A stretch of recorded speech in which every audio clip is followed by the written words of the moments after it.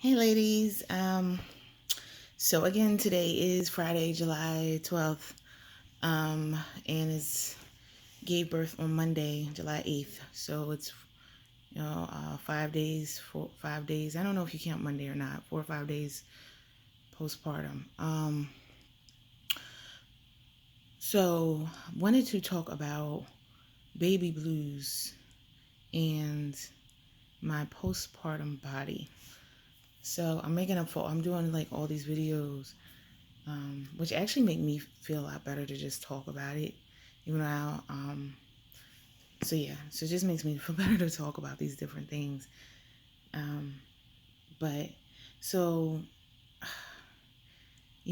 I told you guys a long time ago I have a history of depression and anxiety, and so I know people that have that have a higher risk of postpartum depression. Now, whether you have that or not, you can still get postpartum depression, and whether you have that or not, like 80 to 90% of mothers suffer from baby blues. So it's a high probability that you may suffer from baby blues, but not guaranteed, and it's different for everybody. I kind of miss pregnancy, but not being pregnant. I didn't love how that felt, and I told you about it all the time. But I miss the anticipation of that big event. But I'm kind of like that. Like when I was engaged after the wedding, I'm like, oh, the wedding, but now what, So I'm so happy to have Michaela, and she's so amazing.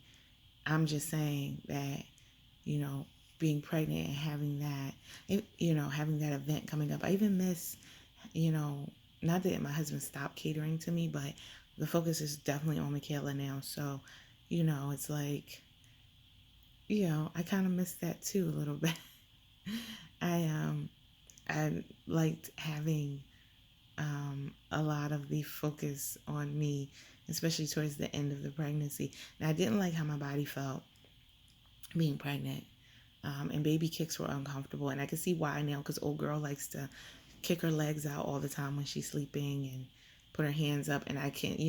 It's so funny to me to see her do these things, because I know, like, when I felt her in the womb, I could feel like, oh, okay, oh, this child's, I knew where her feet were supposed to be, and she would kick her legs up, and I'm just like, really? I didn't know. Like, this kid needs to put his legs down because it would be so uncomfortable. Um, so I do their thing, So there's this. I'm so happy she's here, but it's a bittersweetness because that stage is gone, and I don't know whether I want to have any more kids, but that stage is gone. And yes, I have this amazing baby here, who comes with a lot of work, but I have this amazing baby who is like magic. Um, I mean, literally, she's like magic, because it's like, how'd that happen? But yeah, so you have all of that, but baby blues can just creep up, and it's just, feeling as sadness, and that didn't really. I mean, I think I felt guilty about some of the things that happened with feedings and stuff like that, and I felt guilty about breastfeeding. I felt guilty about her having jaundice. I feel guilty about, because I want to do this right, so I feel guilty about a lot of things, but then I feel guilty about feeling guilty, and then you feel like, all of a sudden today I started feeling sad, and just like a little tearful about, I don't really know. I was trying to talk to my husband about it, and I had already expressed to him and my OBGYN that I want everyone to be on the lookout for signs of postpartum. And as soon as I said to him, oh, this is kind of overwhelming, he's just like, oh my God, is that postpartum? And I'm like, no, dude, that's not what I meant. I'm just saying, and then that makes me mad, because then I don't want to talk to him about it, because I'm like, if I talk to you and that's the first thing you say, no, I'm just trying to share with you. And he is home with me. He's been home since I've been induced, which was last Saturday, and of course her birth and all of that. So he's been helping out a lot. Like, I've been just recording videos for the last, I don't know, several hours, and he's had her the entire time. But I'm just saying, it is, you know, I get you have a lot of hormones in your body, so you can feel anxious and stressed and overwhelmed. Yes, overwhelmed is a word, but I think it would be weird to not be overwhelmed when you just have a baby and that baby is 4 days old, like she is. Um, so, it's a lot. The first few days are very hard from everyone I speak to. So, and it's about 4 to 5 days out that baby blues starts to creep up. It may creep up earlier, but it's roughly about 4 to 5 days. So, it's not, not, and it may not happen at all for some people, or it may happen later, or earlier, whatever, but I'm just saying. So there's a lot of, feelings that you go through.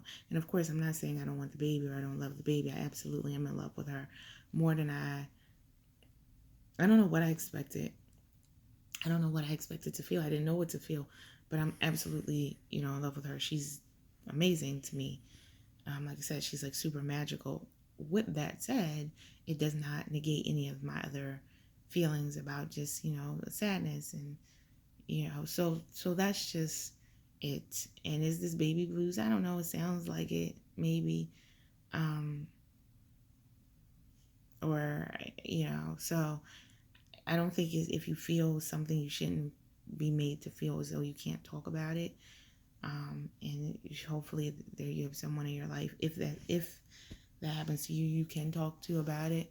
Um, I didn't realize how cathartic these videos were for me, because even though it's not a direct conversation, it's just helpful to have the opportunity to talk to people about what's going on. But there's really nothing going on. It's just I felt, it's overwhelming. Like you're up with the baby, especially lately. Michaela is all night. She's going from feeding to changing to feeding to changing to feeding to changing without sleeping sometimes. So it's not even like you're like, oh, she'll sleep for two. And she might sleep for 20 minutes and then want to be fed again, or and then because you're feeding so much, you should be changing. So and so when you have that and you are sleep deprived, it does also lend itself to having some of the sadness or anxiety, and it's a lot of responsibility and it's scary. And I am worried about her and the jaundice. And I am just, once this life is out of you, yes, when it's in you, you have worry, but, it's a different type. Now it's out of you, and there's a so different level of worry and concern and want the best for that baby. So, yeah, so I just wanted to share that quickly because, and I'll keep you updated on it. I was just today, started to feel that way. I don't really think I felt sad, and it's not really sad. Like I'm not sad now, but I was feeling stressed and overwhelmed at a portion of the day, and there may be another portion of the day where I'll feel stressed and overwhelmed again. But that's just what it was. And although I should probably have been napping while she was sleeping, I'm just like I want to, having insomnia is also a thing. I'm not saying I have insomnia. I'm saying I just didn't feel like napping while she was sleeping, because I just didn't want to nap in the middle of the day yet. I'm sure it will come to that point, but I haven't felt like doing it. I don't know. But I think I got 3 hours of sleep last night, and that's all I'm running on. So it's okay. I think it's maybe you get used to it, but you are supposed to sleep when the baby sleeps. So on to postpartum body very quickly. I honestly have done, I think, tremendously well. I forgot to mention this in my labor story, but I didn't get any perineal tears at all. I only had a few first degree tears around the labia and the urethra, and they were very small and very minor. They did stitch them, but I didn't have any other tearing, so thankfully I was lucky. And if you saw the labor story, I think that was because the PA kept putting her fingers in to help open and stretch that area. She did that the entire time I was pushing, and I think that is why I didn't have, I think that contributed, and I think it had a lot to do with why I didn't have any real tearing in that area. So even though I asked her to stop because it was annoying the hell out of me, it was really good that she didn't listen because it did help. Um, so I used a Perry bottle, and I'm assuming you guys know what a Perry bottle is, but let me grab mine for those of you who don't know, because I don't use it anymore and I didn't really use it that often. And for it to be only a few days postpartum and not need it anymore, I think is pretty cool. So a Perry bottle is just like one of these little bottles. It's just filled with water, and you would squirt it when you go to urinate, because if you do get those tears when you go to urinate, like I kept it as if I'm going to need the Perry bottle later, right though. But when you go to urinate, you tend to have burning, a lot of burning. And I didn't really have that. I used it with my first initial um pee right after giving birth, and I used it I think maybe one other time, but I didn't use it at all after that. I didn't feel like I needed it. Like I didn't really have real tearing. It's a little bit, and I you know, and they stitch it, and the stitches dissolve, and it is what it is. And I'm sure my stitches aren't dissolved yet, but I have a little stinging every once in a while, but urinating doesn't really bother me. And when you urinate, you're supposed to pat, not with the toilet paper, not rub, because that can irritate the area.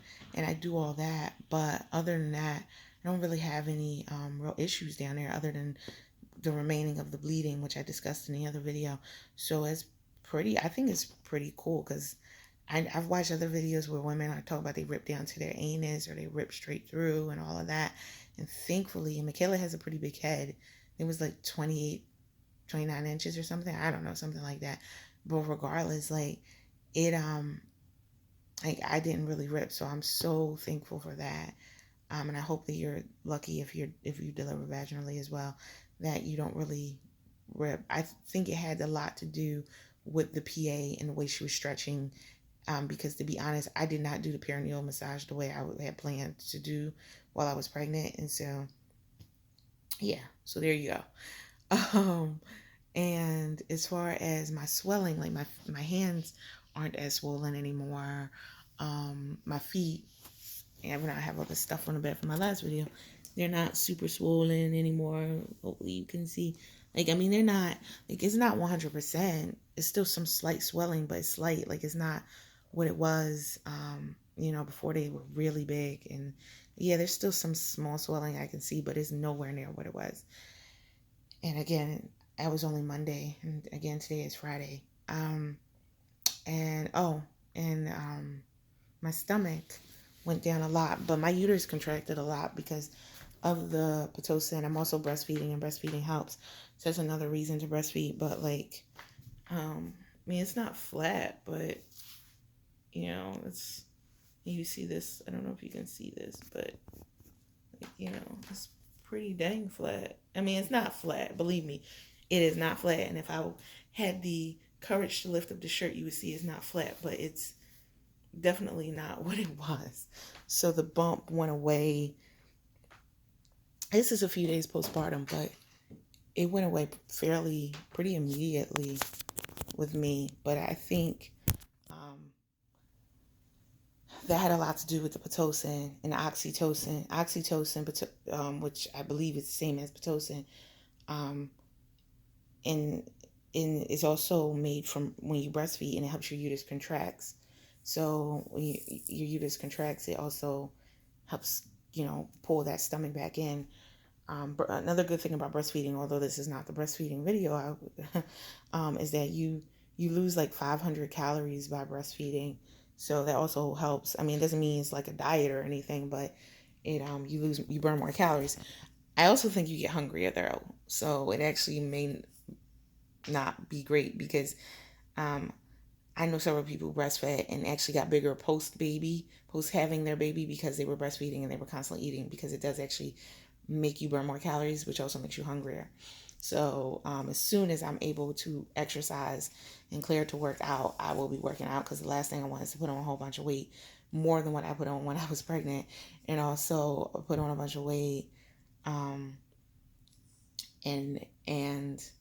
have that be, like, I hate it when you see women who are like so much bigger just from breastfeeding. And again, it's just, I don't know. It's just, I just think it's not good luck. It's just a personal opinion. It's nothing wrong with whatever people decide. But if you don't take care of yourself, you're just bigger, because a lot of women during their maternity leaves, it's nothing to do but take care of the baby and eat. On such a crazy schedule that you're not probably taking care of yourself the best. And I'm not able to work out, which is a way that I dealt with a lot of my stress and anxiety. And I'm not able to work out right now. So, there's that. So it is trying to find a way to manage all these feelings. And I can't do it through exercise right now. So, and I don't want to do it through food, which is another way to manage stress. I think, so it's really that. But my postpartum body, I'm not saying it's great. I just feel like I don't feel bad. And maybe it's because I had a vaginal delivery. I feel like I bounced back pretty quickly, even with the hemorrhage. I think after all the bleeding stopped, I started to feel more like myself. So I do feel a lot more normal now, like almost completely like myself. I do have the bleeding, and I am not actually healed, so I don't know why I feel that way. I feel normal, but I have to remind myself, you did just go through this major traumatic event, and your body is not healed. So I do still need to take it easy, which is sometimes hard for me, especially because I do feel so much, back to normal or closer to normal, other than being sleep deprived and having the baby. But yeah, so I feel so much closer to normal now. So that's it. I hope your experience can be, that or better as far as having it. I don't know what it would be like with a C-section. I know that takes longer to recover, and there's a lot more going on. I completely understand, because you were cut open. That's a major surgery. So, so I am thankful that I didn't have to have a C-section. I was able to deliver her vaginally, because I believe the recovery is a lot easier. Like, I'd have no problems getting up and picking her up, where I know that can be hard when you've had that type of surgery. So, that's it. If anyone wants to share their stories about how they felt after having their baby, please feel free. I know it, like I said, it's silly to miss the pregnancy stage a little bit. I love Michaela unbelievably, but it is just saying, I have this like, oh, it's sad that pregnancy is over feeling. And I don't know. When I tell people that, they're kind of like, oh, does it mean you're trying to get pregnant again? No, she's 4 days old. Like, no, I mean, not then, no, but it's just, I don't know. Maybe it's nostalgia from last week. I don't know. But anyway, all right, ladies, talk to you soon.